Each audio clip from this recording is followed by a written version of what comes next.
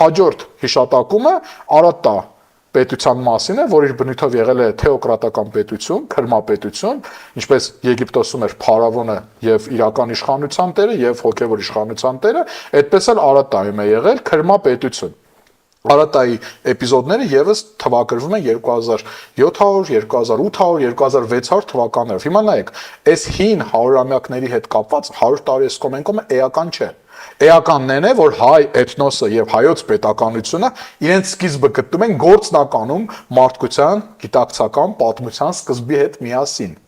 Այսինքն այնտեղ ասենք 2900 թվական, ստեղ 2000։ Անդրոն գիտեք ինչն է հետաքրքիր, որ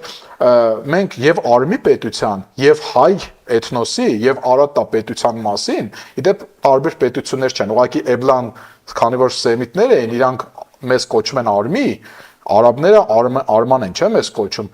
Հետո Պարսկաստանով հնդեվրոպական ժողովուրդների մոտ Արմենիա տարածվեց։ Արմանի տարբերակներ։ Ահա, Արմենիա, բայց շումերները, որոնք ոչ հնդեվրոպացի էին, ոչ սեմիտ էին, իրանց ժողովրդագրական առումով վիճահարույց է մինչև հիմա, իրանք մեզ պետությունը Արատտա են կոչում, որը իրենց լեզվից թարգմանված կոչվում է Հյուսիսի սրբազան օրենքների երկիր։